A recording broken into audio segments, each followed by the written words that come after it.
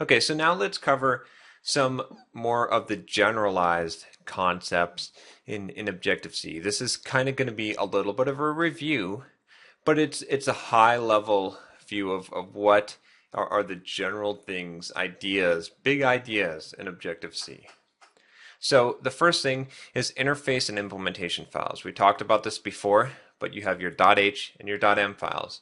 And you can see here that this is how we're going to create classes. We're going to have a .h that's going to be header that's going to declare it's going to mainly declare stuff. It's a for declaration, and it's going to tell us what is going to be in that class and what the methods on that class are going to be.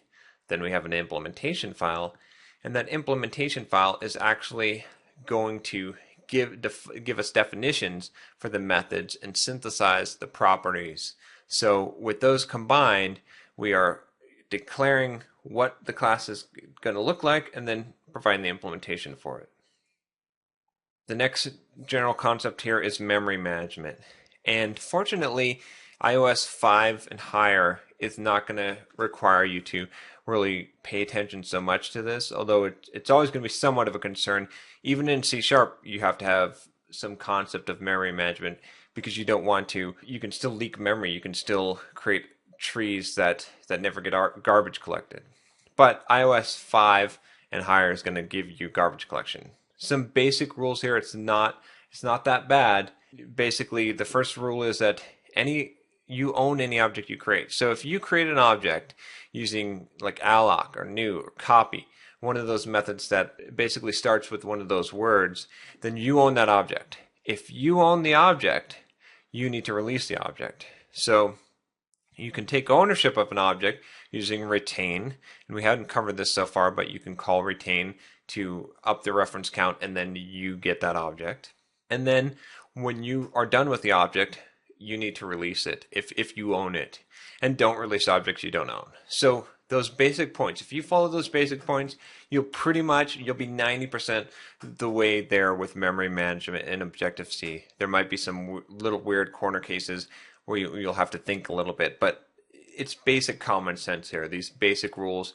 Memory management is not as hard as everyone kind of fears that it will be.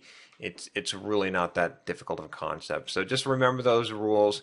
Think about these things when you're programming Objective-C.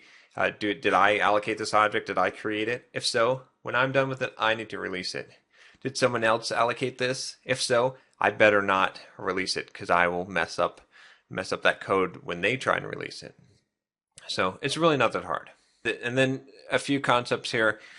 Message sending versus calling methods. So we talked about this before, but the key difference here is sending a message means that the object has a chance to respond. So the object can actually do some forwarding of the message. It could send it to another object. It could do other things. It doesn't necessarily have to call that method. In general, you're going to use it to call that method, but just to be aware of that. It also means that the methods are dynamically bound versus statically bound. In C# and Java, when you create a method on a class, it's statically bound to that class. And when you make a method call, and that's all compiled, that's statically bound.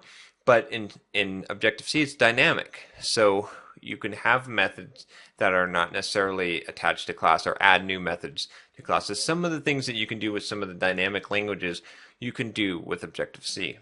Protocols, we haven't really gone over protocols, and we're not going to go into it in this module, but just so you know that they're there, they allow for defining contracts. This is like an interface in C#, and we'll cover just a little bit more on this later. But that is how you define contracts, not the .h files. That type of interface is not the interface that maps to the interface in the C# and Java world.